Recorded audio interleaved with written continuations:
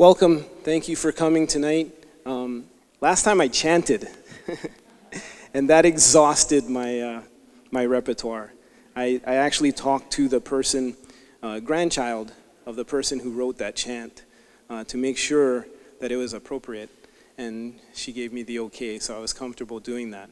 But I think it was very important what it was expressing, and because of my nervousness, I kind of bypassed a translation, which was really calling for wisdom from above, and how we're all kind of on the same plane trying to reach that higher plane.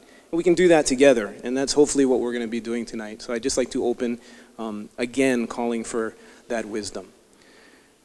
Father, we thank you for this time to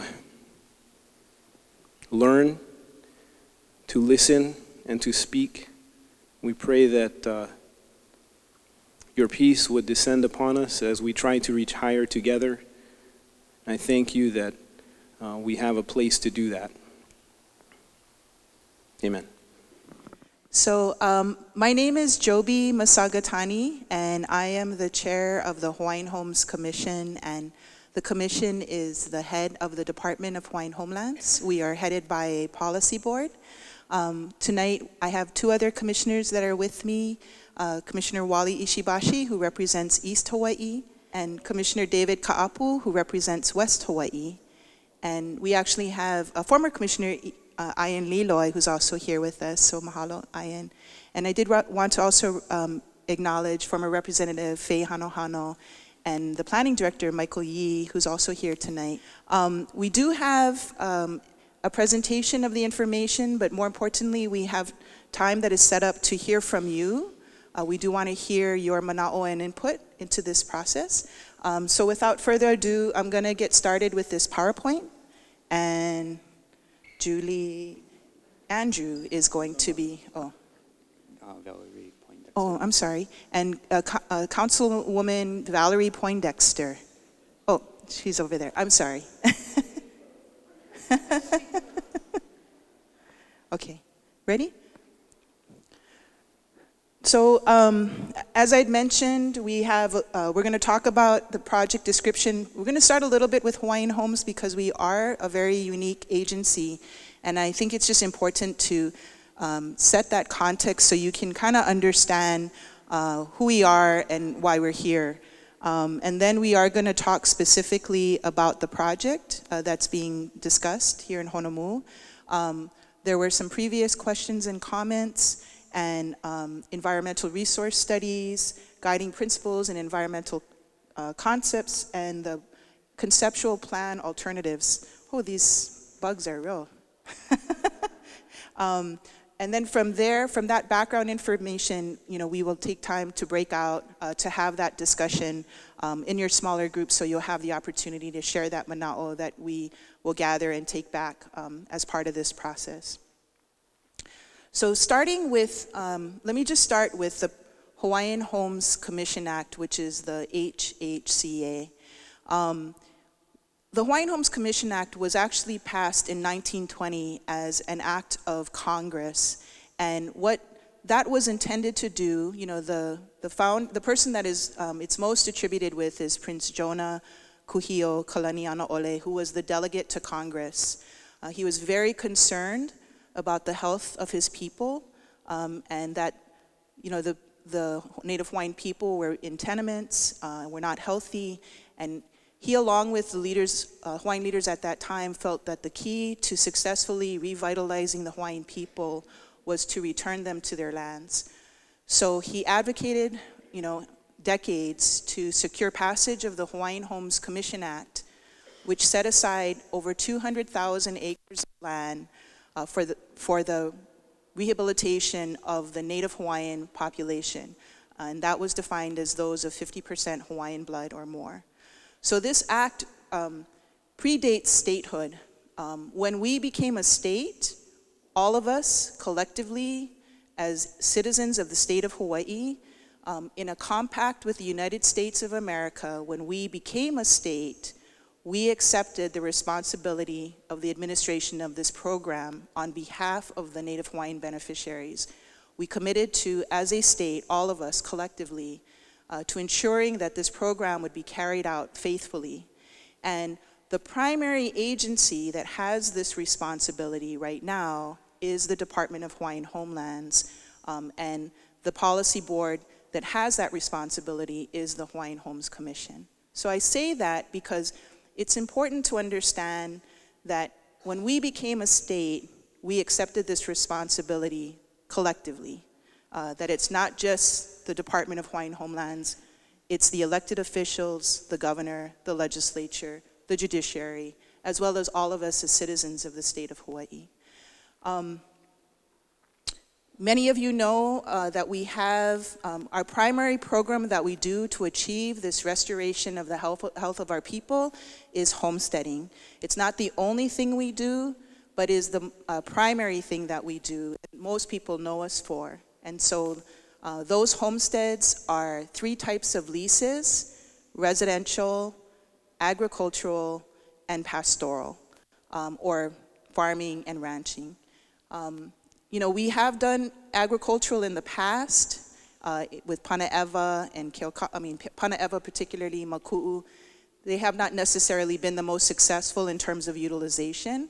And so, you know, we've tried to sharpen our pencils and try to look at, you know, a different way of doing ag to get as many people that have been waiting for these lands onto the homelands.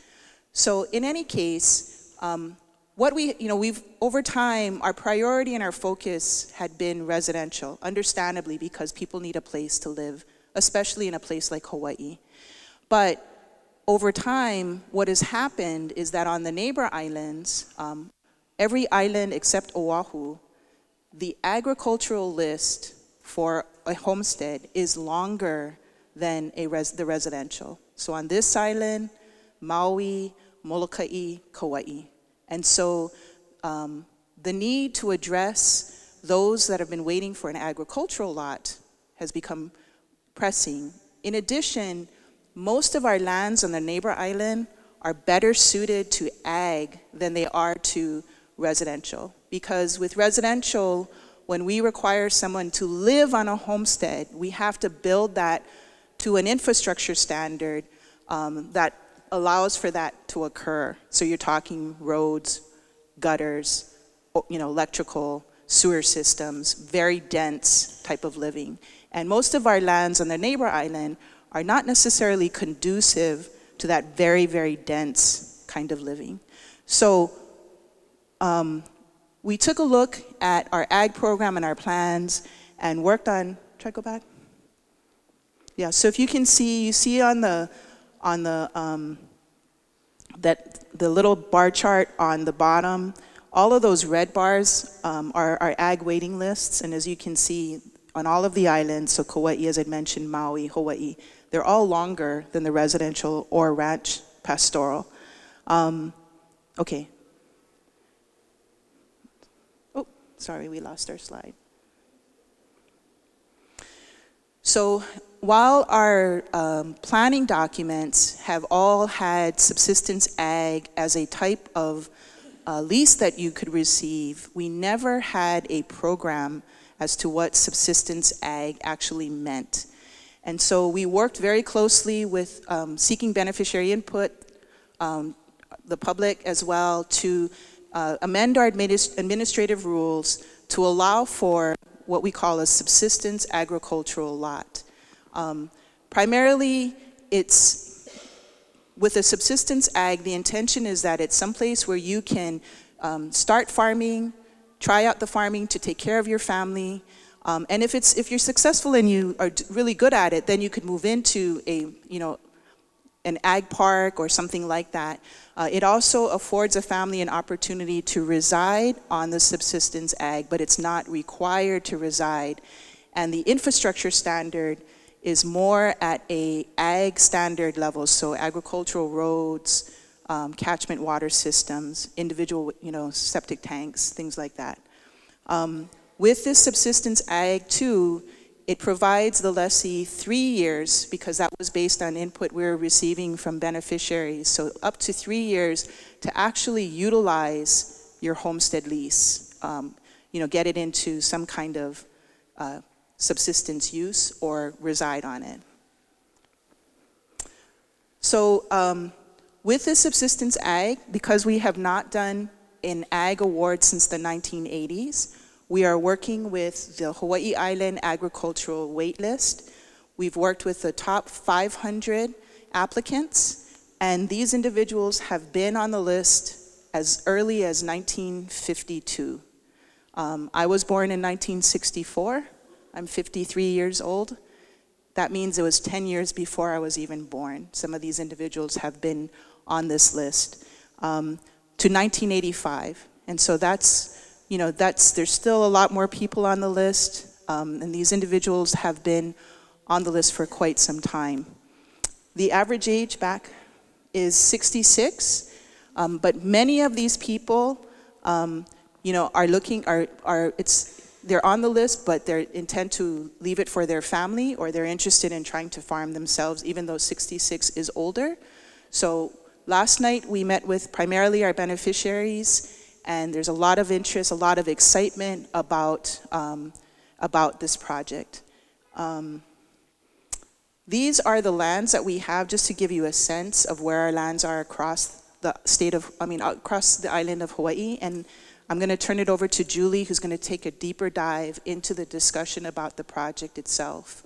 But the one thing I do want to let you folks know is, I know that from our last meeting there have been, concerns, and it's understandable. We're such a large player in this community, and concerns if you've lived here your whole life about what that may mean to changing for Honomu. But what I would say is that, the people that are looking to move in, these are people that, many of them are your neighbors in terms of they've been residents of the island their whole lives. This is not a situation, we're not a developer that comes in and leaves. We're going to be here, and so we want to try to work and address as many of the concerns that you may have regarding what this project will mean in terms of the impact.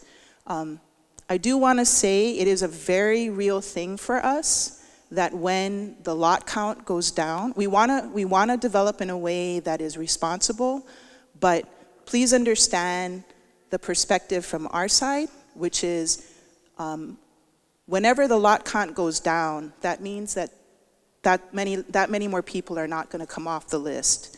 So this tension between maximizing the amount of lots but developing in a responsible way is a very, very real thing. And people, those are real people that will not have an opportunity to come off the list. So I just mentioned that to you because we want to be good neighbors, and we want to develop this in a responsible way, but understand the tensions that we deal with as we try to develop for our beneficiaries. So with that, I'm going to turn it over to Julie, and she will take you through more of the details of the project. Thank you, Joby. Aloha, everyone.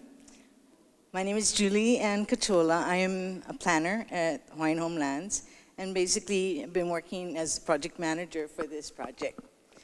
So our lands on Big Island, we have 58% of our whole, all of our inventory is on Big Island. But when you get to the Honomu lands, these lands were added to our inventory in 1995. So they're new. They weren't part of the original act. So here we are. You guys know this place better than we do. Just to give you orientation, here's the village going up Akaka Falls Road. Here is the Akaka Falls Park, State Park up here. So we're on both sides of the road as you're coming up. 766 acres. Beautiful land. Why Honomu? So we have an island plan. We look at all of our lands. We take the time to look at every parcel of land and determine what is the best way to use this parcel. And in that process, we develop an island plan and we designate our land uses. When we looked at Honomu, actually during the island plan, this is 16 years ago, we had looked at Lower Pi'ionua as a priority area in this area. We thought that we could do residential and subsistence ag there.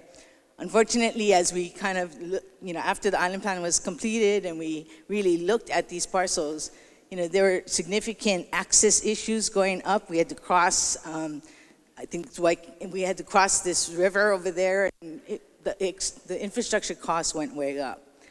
As a result, Honomu comes up as a priority area. When we look at Honomu, it really does meet the bill because it is accessible, right? The road goes right literally through the middle of the land. It is arable land. If you look at Alish, it's like prime agricultural lands. If you look at other indicators, it's important lands. Now keep in mind, our other lands don't have that kind of designations. We're in C and D lands usually. We don't get the prime ag lands. Because we got this in 1995, so this is a really prime parcel for us. Here's another thing we don't get, water. We're usually trying to figure out how to bring water down from another region into our lands because we don't have water. This place has almost too much water, right? It's like 150 to 225 inches, my God, right? So we know that it's a resource, right? But that's also a liability that we're gonna have to address. Also on a real note, we have access to support networks, whether it's USDA, we have a CTAR agent that we pay for her full-time. She works just to help our ag lessee out. So we already have that on island, we already have that resource. So there's a lot of reasons why Honomu looks really good for subsistence agriculture. For current land uses, you guys know what's going on up there. We have some pastoral licenses. We've had some crop use up in the top part. And of course, the water is still running through our property. So in terms of the process, we're developing conceptual plan that's going to go into our environmental review, right? It's what we did was we came to you guys and we talked to you in the first meeting. We went to our beneficiaries. We talked to stakeholders. We took all of that input, and thank you for your input, by the way, for you folks sending that input in to us. And kind of based on that, trying to develop a conceptual plan. From there, we're going to be doing our environmental assessment. We will then be doing our master plan layout. It'll go through an awards process, and then settlement. You heard Joby say they'll have 3 years to go through that settlement process, and then hopefully we'll have that integration, that end result we're looking for. More specifically, you can see in your handout the stakeholder outreach that we did. Hilo helped us to even bring the homestead leaders from other homestead areas to talk about this project. So we've had a lot of input. In addition, since the last time we saw you, we've done technical studies. So we did aerials and looked at the topography. We've done biological studies in terms of flora and fauna. We did the archaeological kind of baseline report. And we looked at infrastructure. So we have all of this input basically coming together, right, from all of these stakeholders and our technical studies. And we kind of boiled it down to what we're calling guiding principles. It's that filter that we need to look at based on all of this input we received, fundamental rules, right, that's guiding how we look at land use here. So that's the guiding principles. From there, we kind of boiled it all down to I call it a constraints map. It's an environmental concept. It's saying, where are the no-touch zones? Right? Where are the water coming through? We're not going to put a house where they're going to be flooded out. Right? So we look at those areas, we take those no-touch areas out, and we end up with developable lands. We look at developable lands, we're actually looking at different alternatives at that point. And that's what we're here to talk about tonight. So we'll present all of these things.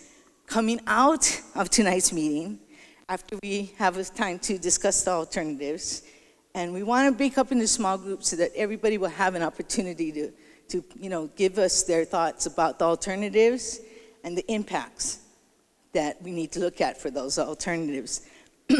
From that, we'll develop an environmental assessment. That's a public process, and we'll come back and talk about that at that point. We'll present it to the community.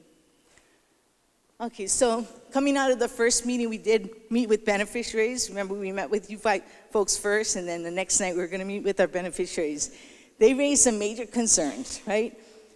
They wanted to know, what are you talking about with subsistence ag? What does that mean, right?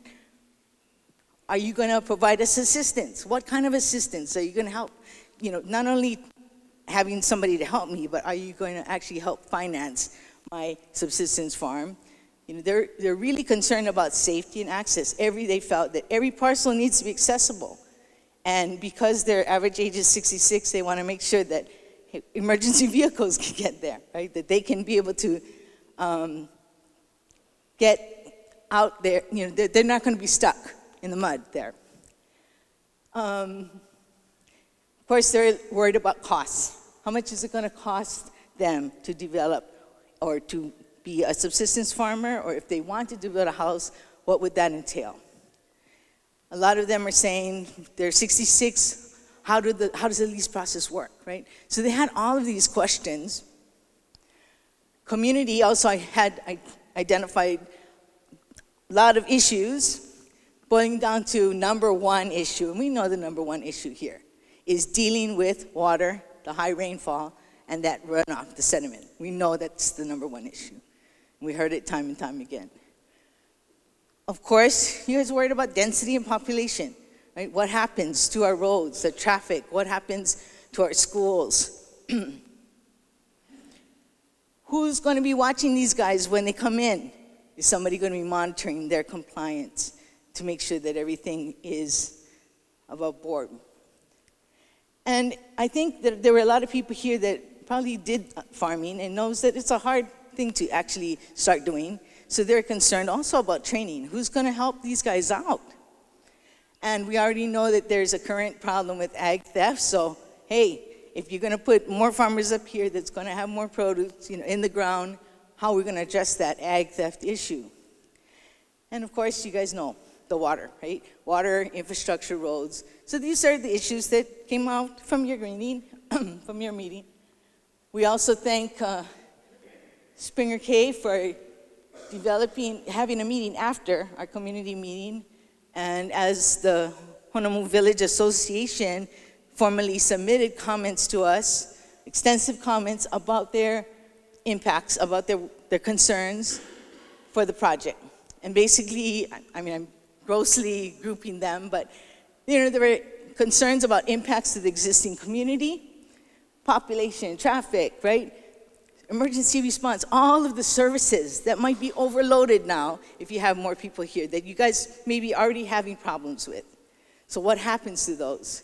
There were questions about the homestead community itself. Will these guys be squatters? What if they're unsafe? Who's going to take care of that? Questions about subsistence agriculture. What do you guys mean by that? Have you met with people who know how to be successful, like ag extension agents? And what about dwelling units, right? How many people are actually going to build homes if they have an option to? That's the kind of input we got, big funnel coming in to the input. We also threw into that funnel our technical studies, which kind of discussed already. I'll go through quickly. So the topography and drainage, right? So unlike other places, we have 2 perennial streams coming through our property, the dark areas. Steeper slopes, we know we need to stay away from that. These are significant drainage areas, right? And the slopes are pretty moderate through the properties, but there are some high slope areas that we want to stay away from. Soils, yes, we've got good soils up there, adequate for farming, but avoid the steep slopes because that's going to all come down, right? We want to make sure that we take care of that soil so it doesn't run off and end up in your backyard. Biological resources, because the plantations were up there, we had not a lot of critical habitat, but there were areas that our biologists found that could be restored, and we could start to plant native plants in these areas that have potential for restoration. So that's good for us to look at when planning. Archaeology, same thing, because plantations have already gone through. Not a lot of archaeological sites. We looked at infrastructure, and the plantations had a drainage system that worked. We understand this. And we're going to be looking at those maps to see how they diverted water into the streams and how they spaced it out and how they worked. We don't want to reinvent the wheel here, so we're going to have assistance on that to taking a look at the old photographs to understand how did they manage water on this parcel, so we can do it that way. Okay, so all of that goes into the big funnel, comes out, and now it's down to some key guiding principles. This is our planning process, right? Take all of that, and what do we come up with? We know we will not have any net increase in runoff from the 10-year storm. This is a guiding principle of how we do land use. We want to minimize erosion and polluted runoff. Key. These are principles. These are principles that we want to ensure through our planning process. Minimize visual, sound, and dust impacts to our neighbors. Support community cohesion. We heard the Honomu Village Association say, hey, we want to be good neighbors too. How can we work together? Provide for agriculture-related economic opportunities. So it's not just about backyard farming necessarily, but really looking at agriculture as a viable part of this community. Guiding principles. Okay, so here's where we put all that together and we start taking out the map. This is where we translate those concepts onto the ground. It's a simple map. These basically are the drainage ways that we know exist. These are the culverts, right? Basically, the dark green areas are conservation areas. They're buffers. Those are areas that are high slope or flood prone. We're not going to go there. We need to look at management in those areas. And what happens is the residual, the light green, after we take out those constraints, becomes a developable area. So this is the area that we're looking at. So as I go through the next alternatives, what you'll see is this map stays the same. We don't change, these are givens. We don't change that with alternatives. This stays like this. What we're looking at is what happens in the light green area as we move for different alternatives.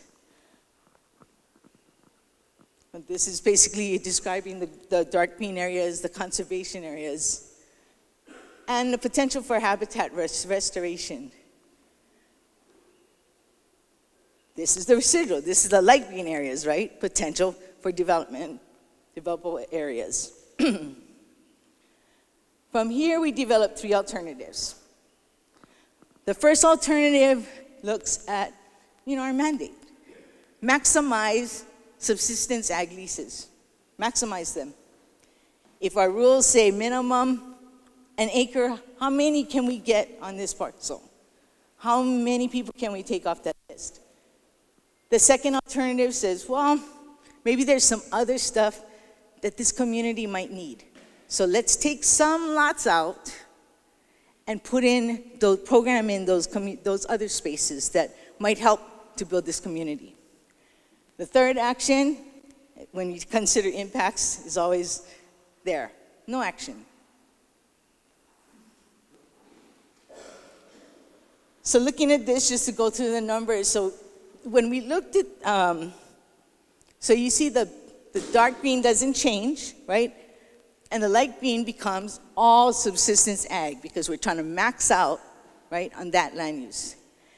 Except that we have this red piece up here right by the Cauca Falls Park for commercial. And we're just looking at, it makes sense to take advantage of that location. It's right adjacent to the park. It's already, they don't have enough room for the cars and parking, so maybe we can help that out. Maybe we would have a farmer's market or someplace, some kind of commercial activity that could take advantage of that location. So we take that out, and the rest becomes subsistence ag. So under this alternative, you're looking at 510 acres. The green areas are basically 20 acres. I'm sorry, commercial is 20 acres. The conservation, the dark green areas, 350 acres. And in this scenario, if you take that 510 acres, it comes down to an estimated number of lots at 460. This is like max. If we just cut them all up into 1 acre lots, what can we do? 460 lots. That's alternative A. Again, the commercial area on top. Alternative B. This takes a little bit out of subsistence ag and programs it for other kind of uses, like what? So we still have the commercial up on top, right, in this area. In addition, right in the middle of the community, in this blue area, we identified it for community use. And the reason it is in the middle of the community, and this could be like for a community center, it could be for where they do their ag training programs, it's a community meeting place. But really, the community there would decide what to do there, right? We can just identify this area for community use, but the actual uses would be identified by the homestead community. We also, I'll go through this list. So we also identified this orange area as supplemental agriculture. Now, Joby talked about, like, what if I max out on my 1 acre lot? I'm successful, right? I have used up my 1 acre lot. So we want to be able to allow them to get more land. They can ask us for more land. And we can look at, say, hey, this guy's successful. Let's give him more acreage. So this would be the area where that could occur. They could expand their agriculture production. That's a supplemental. Commercial, we already talked about. Okay, special district. This is something new here in this area along the road to minimize the visual impacts. We're just taking a buffer along the road. We call that a special district. Maybe they could decide to plant orchard trees in there, but some kind of natural buffer to buffer from the road and the communities. We don't want to be looking into somebody's backyard. The community uses the blue area in the middle, and then the conservation, again, stays the same. It's a dark green, where we started. So this is basically taking out some of the subsistence ag lots and programming them a little different. Oh, I should say, this is also a special district area in the bottom. This is trying to address, like, if all worse comes to worse and, we're not able to manage that runoff, we can basically have stormwater detention right there in the bottom of our parcel to catch that water. That's alternative B. Oh, under this alternative, if we look at the range of 1 acre to 3 acres, we come out with 120 3 acres, all of them 3 acres, or 360 if they're 1 acre, so if you're looking at numbers, right? So in the range of 120 to 360 lots in the light green areas, after taking out these other areas for, the other uses. Supplemental agriculture, again, for successful farmers if they want to expand. Oh, it's also removed from the main road. You saw it was in the back there. Community uses we discussed. Big blank, because the community determines what kind of community uses they want to have there. Special district, along the roads, the buffer, and stormwater detention. Alternative C, basically no action. It stays how it is right now, pasture and diversified ag maybe on top. Number of lots, 0. Nobody gets off the list. They continue to wait. So to summarize these lots on the alternatives, the areas for subsistence agriculture, you see the acreage. We set aside 10% for roads. That's how we end up with the lot count that we do.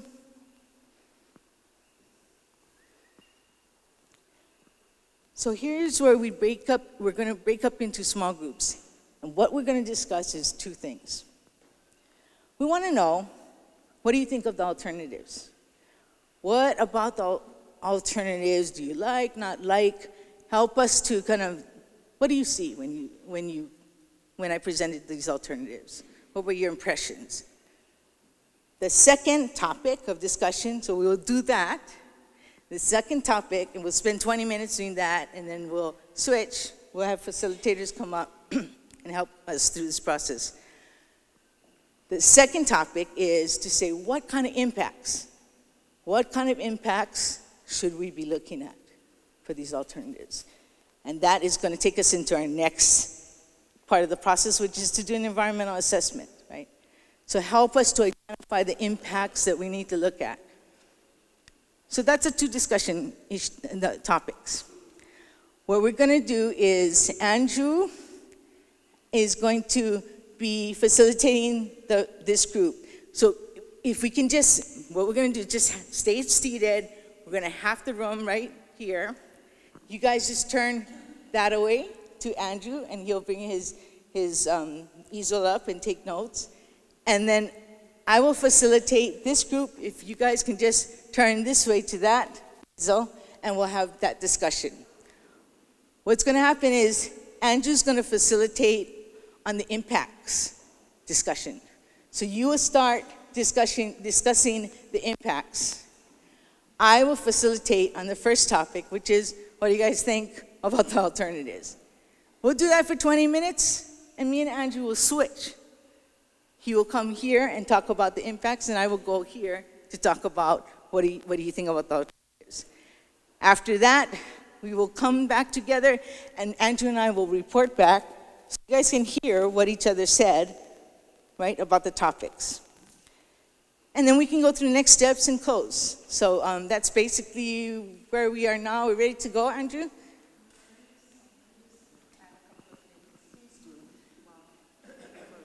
Before we break out. And there's food, too. Yeah. So there is food. I understand from discussion or hearing that there are some concerns when you see the size of the potential build out of the lots. So what I wanted to just let you know, when it comes to Hawaiian homes, a project of this size may take 30 or 40 years to actually get to full build out. So our intention, because we really don't know exactly what the families are going to do when they receive a subsistence lot, whether they're going to farm it, whether they're going to want to live on it, we want to start with a phase and see what the experience is like, yeah? And, because drainage is a major issue up here, we also want to see, once that phase, and it may be, let's say 50 lots or 100 lots at most, how does the water move? And how do the people that are actually receiving these lots, how do they actually use the land? Yeah. So we are not like a developer that comes in and lays out a plan and then just boom, boom, boom, boom, boom. We start with a phase. First of all, with any kind of development that Hawaiian Homes does, it is a planning, design, construction. With our standard residential, the fastest any kind of project can get done is maybe 6 to 7 years. And so when we do one phase, we award that phase. It's not like we're gonna do 300 lots and then award out 300 lots at one time. What that will help too is, let's say in that first phase, most of the families decide that they would like to reside up here in Honomu. That's one possibility. If the impact to the road is significant, because I know that's also another concern, or the impact to the traffic for you that live closer to the bottom, Hawaiian Homes has the ability to address that in the next phase, yeah? So we have the ability to, unlike another developer, we have the ability and we have the vested interest, because these are our beneficiaries, to work either to secure the resources from the legislature to address those road concerns, or to pay for adjustments within the roads where we're developing with trust funds, or to partner with the county to address ingress or in and out issues that may impact you as a community member. So we are very different than maybe your standard type of developer because we're here for the long run. And so I just wanted to give you that kind of reality check because, as I said, we don't really know exactly how the beneficiaries are going to utilize these lands until we actually try the first project. And we can learn, and we want to make sure that as we proceed with these developments, that we understand how the water moves. That's, I think, probably one of the biggest concerns we heard from the first meeting that we had done. So I know your time is valuable, and so I am going to give it back to Julie so we can move towards the facilitation, but I did want to at least address that particular concern. Okay, I'll turn it over to Paula. Okay, mahalo, Chair. So we're going to do what we call discussion groups, whereby a topic will be presented to you, and what we're seeking is your information, how you feel about it, just really your thoughts to come forward to the facilitators that will be managing these groups. So we'll have two groups. We're just going to separate the room in half. So if this side of the room, if you would just face that way, if you want to move your chairs, that's great too, because sometimes it's hard to hear if you're not near the facilitator. And this for this group too, if you can just turn this way, then we'll have the discussion on this side of the room. So Andrew will start with a question that's different from Julie's. And then we'll give it about 20 minutes. And then we'll switch where the facilitators will move, and they'll ask you a different question. So because we only have 20 minutes, it's really important to just stay focused on that topic. And also, if we would appreciate, everyone just respecting and being mindful of each other, that everyone should have an opportunity to speak so that we can get as much engagement as possible. So that's what we would ask of everyone respectfully. We are ready to start. I'll let everybody know when we're winding down on the 20 minutes. Mahalo. The alternative. Now, if the people of Honomu don't want this, are you listening to them and say, okay, or is it just to get us to agree that it's okay? No, I mean, there's the alternative C was the no action alternative, and that's, for us, we would not put a no action, but we understand that you might want a no action. So I mean, that's something that we put up there because we know that that's the preference of this community. Also, the no action alternative is legally required in an environmental assessment. It has to be on there. It does not. Well, to follow up too, when did you acquire this land? What was the date? Did you acquire it in 1920 when that was given out? This was in 1995. We had, the state had all these features of trust. So were you given that for compensation or something, or how was it? Basically it was part of the state settlement with Honomu lands in 1995. So it included land and money. So all the laws, regulation of 20 acres and so on that was established then applies to you as well as it does to us, right? Just want to make sure that she gets that, yeah. So all of the laws were applied to what you say in 1995. Yeah, but I mean, the 20 acres established back then and so on, because this is a big watershed, for agriculture. That was the land that applies to you that you weren't given it originally as you acquired it, so you bought it. The same rules apply to you as what they apply to us. We didn't buy it, right? So it was a settlement for all of the states features of trust against the Honomu trust that owed us in arrears or they would honor that for free. So there was this large cap, and then the state said, we can't pay all that back to you. So how about we give you some of that land, some of that money, and that's what happened. So I think the question is, he's got a legitimate question here. We're required to stay actually, okay? If he needs to subdivide, he needs to go through this complex procedure to subdivide to 20, nothing less. So, I think his question is, what rule apply to you? Well, you acquired it after that law was taken out, I believe, was put on the books. Basically, it's Hawaiian homelands, and Hawaiian homelands have been determined by the Attorney General as basically being exempt from county zoning. Is that discrimination then against other people who aren't part of that community? The program was established through an act of Congress. So in other words, any laws that were incorporated at the time that you got that, they don't apply to you. Not across the board. When certain, county by county, certain regulatory rules, we are exempt. Because if the land can be destroyed by... No, we're talking about two very different things. So if we can back up just a little bit to just discuss why the Honomu program, the act was passed in 1920. Does anyone know why that even came out? It had to do with the taking of lands by the United States from the Hawaiian Kingdom. So it's Congress's way of addressing a theft of legitimate lands owned by the previous government. So this program was intended to be a rehabilitation made of the Hawaiian Tax on so Hawaiian Homes Commission Act. It's its own separate act that was advocated for by our friends. Julie, I would suggest that if people want to hear about the legal status of how this can be done, so take that offline, because I'd really like to hear about what people feel about the alternatives right now.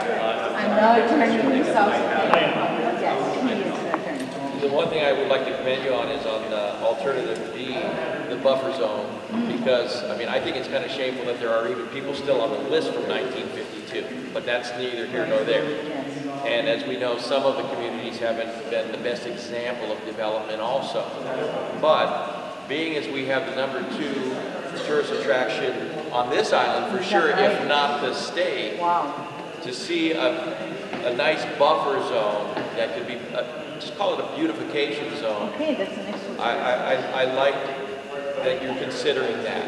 Okay, so, I like that beautification zone. Yeah, something that, because there's buses and cars all day long going up there, and that's what they see. Now in the old days, all they saw was sugarcane land, but that was kind of cool. It's like, hey, we're going through Hawaiian, hopefully we something else. Through cane land. But like you said, looking at abandoned cars or just junks of any kind, that detracts from the tourism, and so that's a nice thing. I'm glad you guys did that. Okay, thank you. You mentioned that the road will be looked at after. The road, the impact on the road will be after. No, this, what we're going to in the next, like now, we're starting our environmental assessment that will assess all of the impacts, including the roads. Okay, because right now you have to shift in the harbor. Downtown Honomu is just impossible. That's right, yes, I noticed that. You want to say something? The water. The water. Honomu is on the well. Honomu is on the well. And what are you going to do when you put 2,000 people more on that well? What are we going to do? All the people coming down. We're not going to do cesspools. I can assure you on that, but I hear what you're saying. And because the water's coming down. That's your well water. I don't think they'll be on the well because currently there's no one that's on the well, period. Yeah. He lives right above the well and he's on catch. You mean around it or you mean drinking from it? Like you service what would service? What will service? What about water? I see. Catchment. Water catchment. Maybe on water catchment.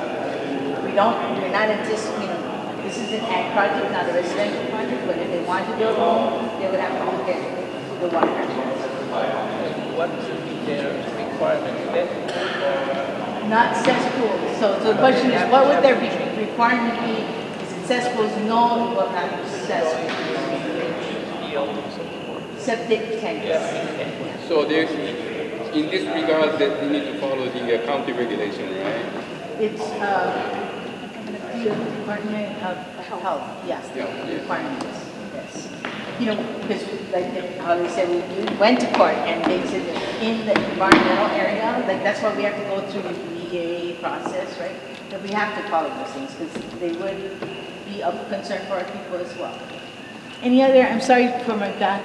I'm not sure how many other direct residential fence lines that it affects, but alternative 2 has a huge, it seems like it makes it more separated from people that are already there. Whereas in alternative 1, I could have 15 houses right on my fence line that I just purchased 2 years ago, or not even 2 years ago. So I just feel like it doesn't affect, and I don't know if there's any others than me and Marlene, but it doesn't affect us as bad with the second, as it would. That would be buffers around those and that water detention thing. Could you repeat what you said? Okay, he's saying that alternative 2 or B is better because he's right on that line, property line, and so if people can build right up to his property line, he would be impacted by that. That would be an alternative A. But alternative B pushes things further in. So that's what he likes. And it provides the water detention thing, which I think, with so much focus on water, that doesn't sound like a bad idea.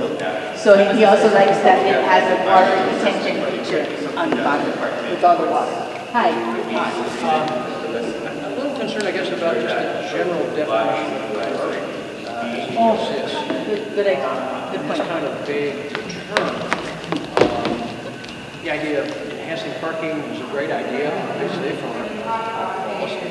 But just to have it included, we're going to have a commercial area.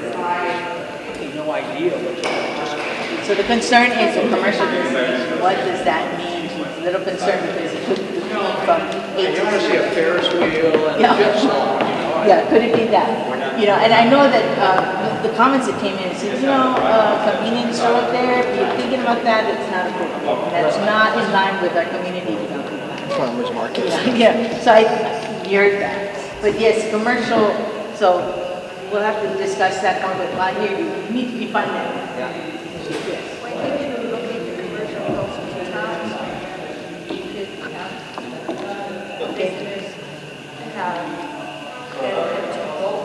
The comment is, why don't we locate the commercial piece closer to town so that the town businesses can benefit from that too. So it's basically develop a kind of commercial center area. Thank you. Yes. Yes, go ahead. I just love that you've taken everything into consideration from the last meeting. I think it's fantastic. I do have a question. And I forgot to ask you today, when the roads are being leveled, is it going to be gravel? Or are you guys thinking maybe of making them, today. Yes. Can I tell you guys what happened? We went on a site visit, and we were with rental car, President Fold the Drive, and we got stuck. It wasn't even raining today. Okay, so I hear you loud and clear on the road. Got it. Got it. Check. It was dry. Check. It's not going to, we're going to share the transfer station, right? Question is, are we going to... Is it going to, you don't know yet, gravel or concrete or... Yeah, I heard you guys loud and clear, and we are aware now, acutely aware of that situation with the muddies. And so we're looking at, and there were the clean wall roads that makes sense to look at those. But, our engineers, they